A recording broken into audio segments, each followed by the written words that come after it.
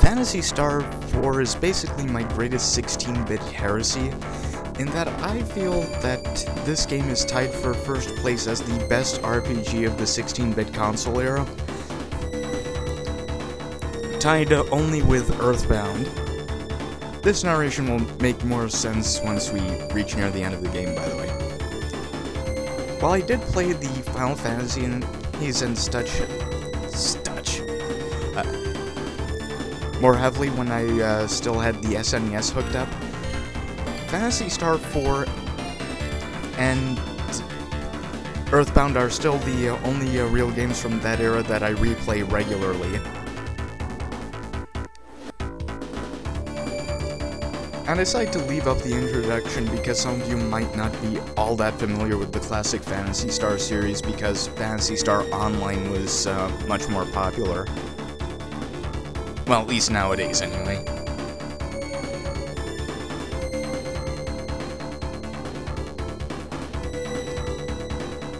These disasters, they're Phantasy Star 2.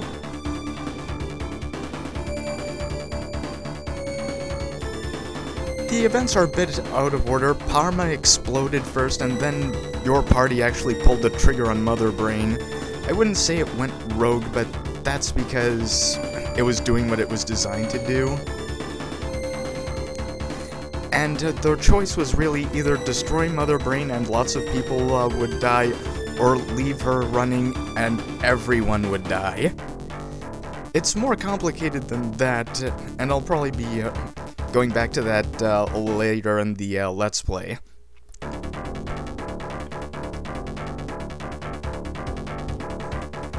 And if there wasn't evil on the rise, we wouldn't have much of a game now, would we?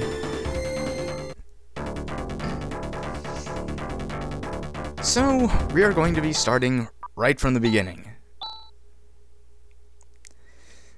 One of the things I've always liked about the Phantasy Star series is that your heroes have always had their own house. Alice had her house in Caminite, Rolf had his house in Paseo, which was eventually filled with that batch of miscreants he called an adventuring party. Chris had a house at the beginning of Phantasy Star 3.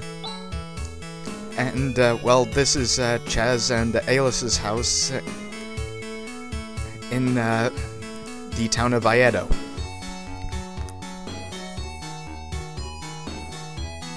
Of course, we're not going to be staying there long. Our hometown is actually not our starting town in this game.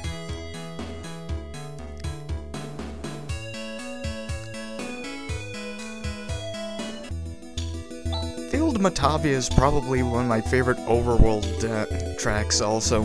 It sounds like the kind of thing you'd hear in Wild Arms, which is kind of fitting considering the planet that the music is used for.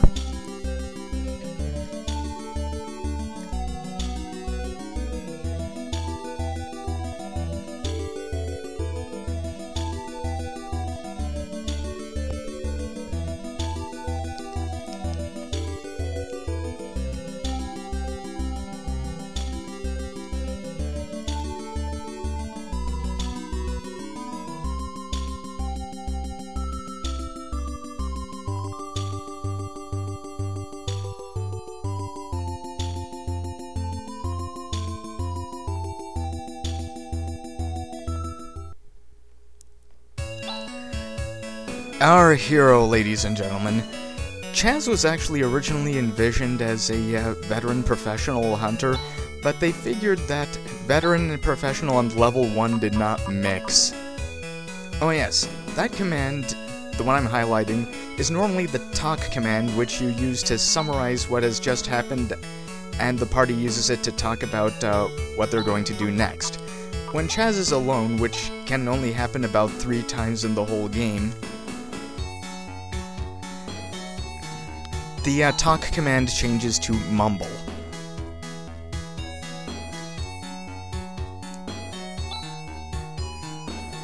Screw math, it's boring as hell.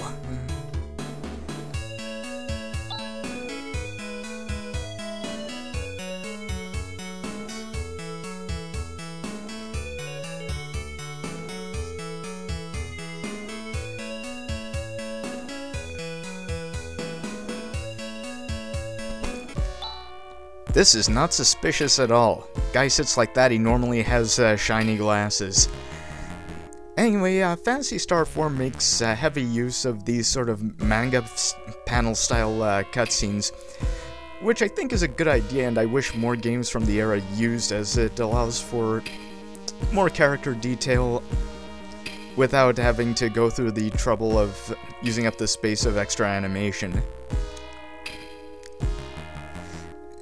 Yeah, these monsters look like they'd be a bit too much for the Orkin man.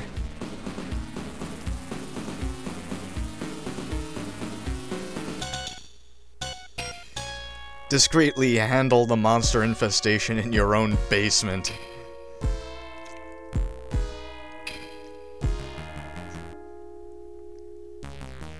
Being an experienced hunter, Alice knows that monsters never appear in towns. Not in Phantasy Star, anyway.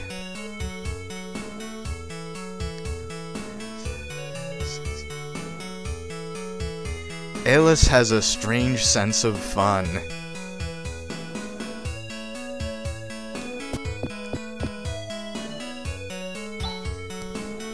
Yeah, Alice is actually level 7. What are we doing with such lethal weapons?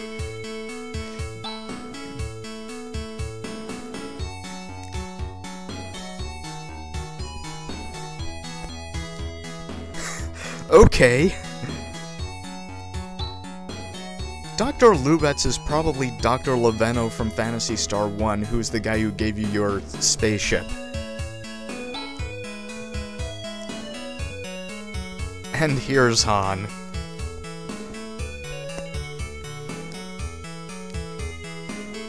Han is a little bit of a caster type and also a little bit of a wimp.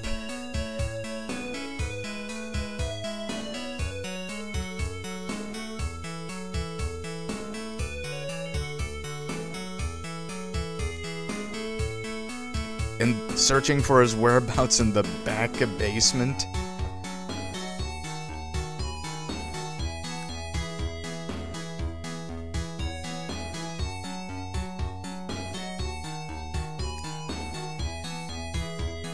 Yeah, this is some pretty shady business.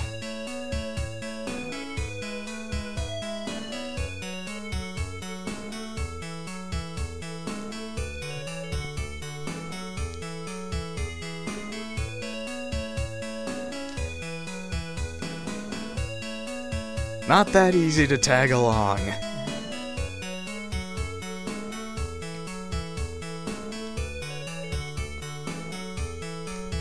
That's right, we're mercenaries. Okay. By the way, note that our cash has gone up. Every cent that we take out of Han's hide goes directly into the party treasury, and this isn't the first time we're going to be plundering him. Well, this isn't the only time we're going to be plundering him. And now, random encounters. This is basically an enhanced battle engine taken from Phantasy Star 2. It's much less awkward to use than Phantasy Star 2's one, and random encounters tend to go pretty quick as a whole. I actually shaved out a whole bunch of random encounters from the raw video, and it only cut the video time down by less than 2 minutes, in fact. So basically I'm going to be cutting out a lot of the random encounters, the redundant ones that don't show off new enemies or other such interesting aspects. Oh, by the way, every character, as I just showed you, has their own separate "there's nothing here" dialogue. There are 10 characters in the game, and I'll be showing off each one's separate, nothing interesting dialogue as we acquire them along the way. This game uses a fixed cycling party like Final Fantasy IV did. While you were able to customize your party in Phantasy Star 2, this game relies more on story events, and those could be more easily accomplished with a fixed party. Yeah, the two-brained ones are a little tougher than the one-brained ones, but it's nothing we can't handle. Oh yes, every character we have in our party actually has the basic healing technique. And in fact, there's only one character out of the 10 that we pick up over the course of this game that has no recovery abilities at all.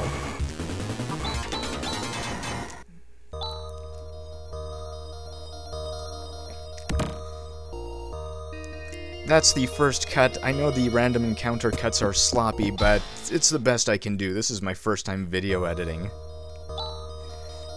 Well, at least Chaz is a bit more observant than Rolf.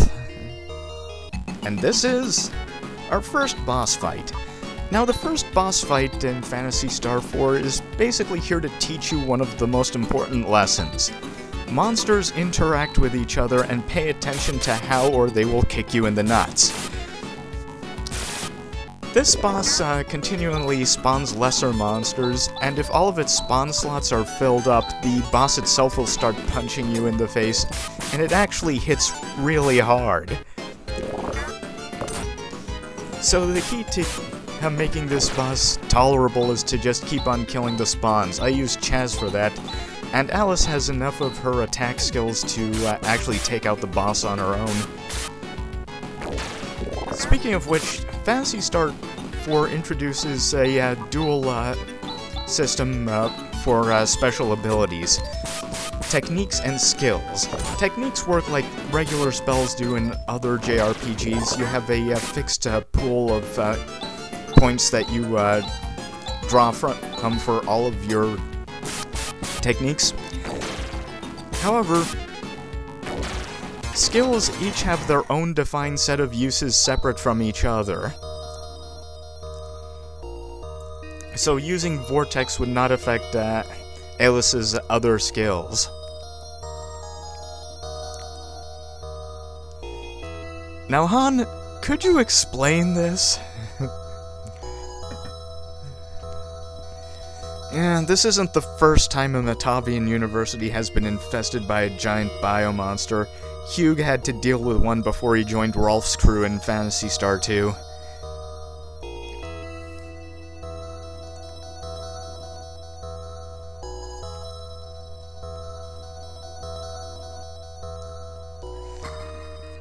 Yeah, Han does not have enough of a spine to lie.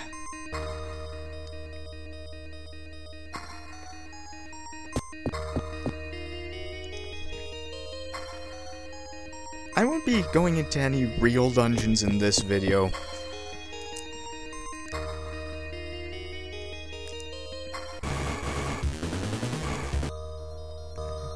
Yeah, forget that. Nobody needs to see that.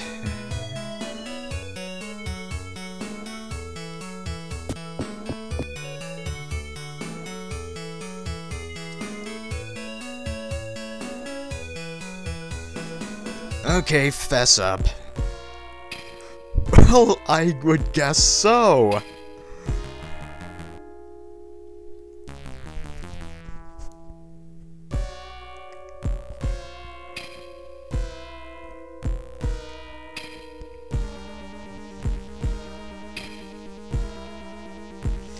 Yeah, I had always wondered what number 5 was, but I guess we'll be seeing that later too.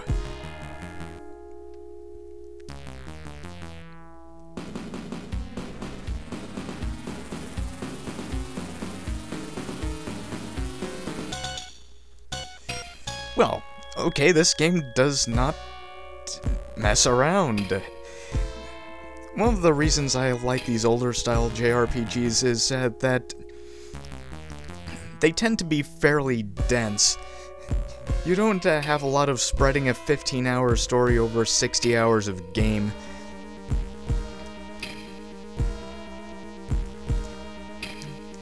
In any modern JRPG, you'd probably be faffing about a bit to find out what exactly happened yourself.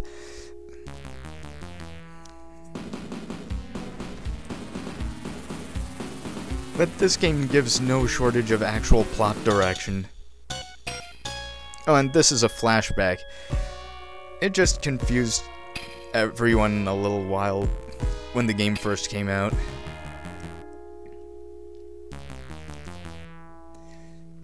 Also, the guy looted shoulder pads from Warhammer, maybe even Langrisser.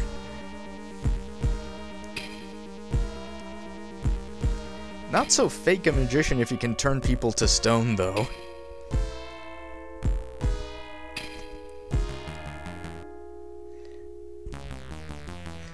Oh yeah, another thing I like about the Phantasy Star series is that in 4, when you deal with these ruins,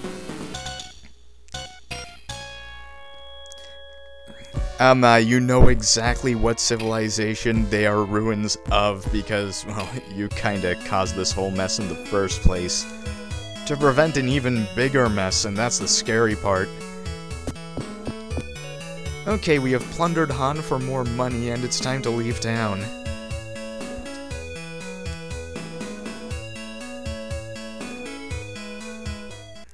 But first, the inn. You didn't used to heal at inns in Phantasy Star. In Phantasy Star 1 and 2, you did your healing actually at hospitals. And it's only with Phantasy Star 3 that it switched over to the common trauma inn.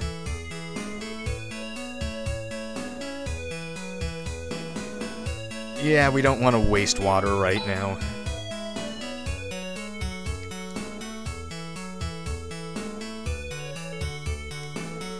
Now, the thing about Matavia is that in Phantasy Star 1 it was a horrible desert, but in Phantasy Star 2 was green thanks to the climate control system. However, because the climate control system was destroyed, the planet is reverting back to its normal desert-like state.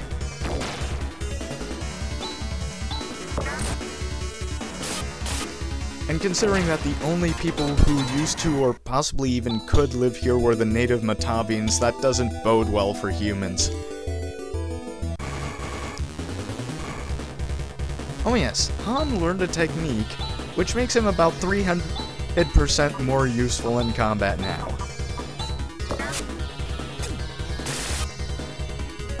All of our standing characters can learn attack techniques, and Chaz actually becomes one of the strongest characters in the game.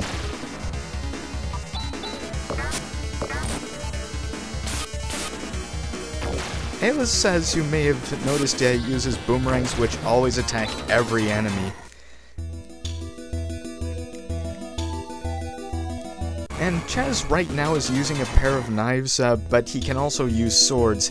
In fact, he's the only character in the game that can actually use 2 kinds of weapons, and so he's the only character who actually has 2 separate attack animations for regular attacks. And a sandworm wrench, that's just asking for trouble, and you don't need to ask for that in Phantasy Star, it'll find you in its own good time.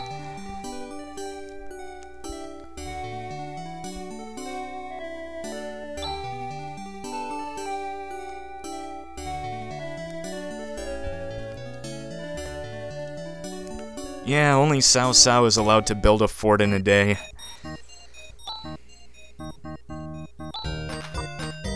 Oh yeah, because we're going to be plundering Han for a little while, he's actually going to be subsidizing a fair number of our early equipment purchases. The first town you visit actually has new weapons you can use, even if the armor isn't so good. Oh yes. Swords and other two-handed weapons increase defense, which is actually something I kinda like. In Phantasy Star 2, a lot of weapons increase defense, but I still like it being kinda restricted to two-handers because it means there's just a whole lot more weapon in between you and the enemy.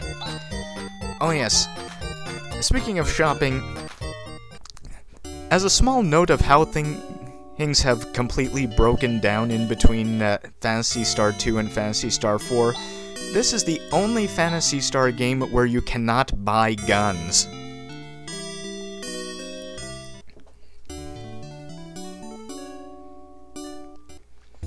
In case it's time to actually travel to where we're going.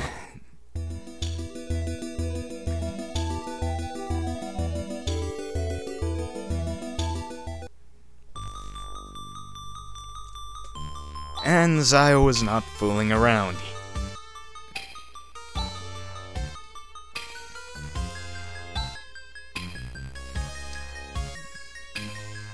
Either that or Dallas came through.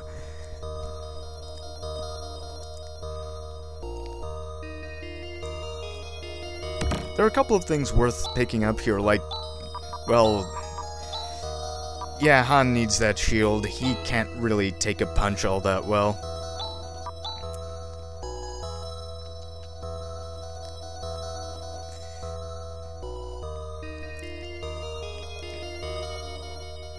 Yeah, as for plundering Han, it's kind of implied a bit later, and I think even one of the devs said so. Just showing off the new attack animations here.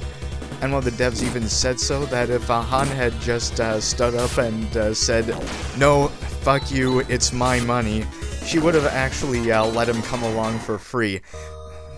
Everything we take from Han is basically a spineless tax. Now, most of the monsters in this cave are the same as the ones in the Academy, which is why I cut out most of the random encounters here. Except for this one, which can actually hurt you. In fact, another, like, hit from that and Chaz would be down. Oh, antidotes. I hate poison.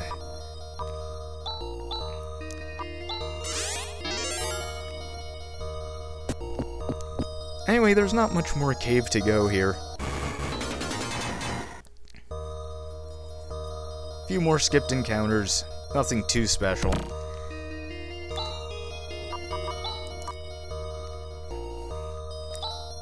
Money is a little bit tight early on, even with all the looting we do from Han, so any equipment we can find is worthwhile.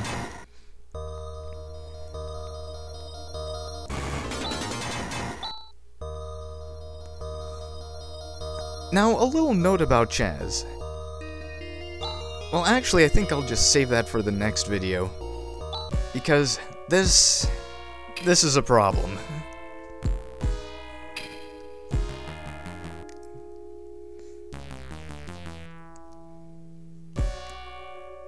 This isn't the first time a necessary character has been petrified, by the way.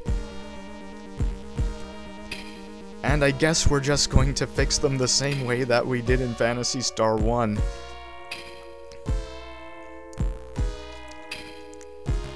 You actually used Alshine to free and recruit your third party member in Phantasy Star 1.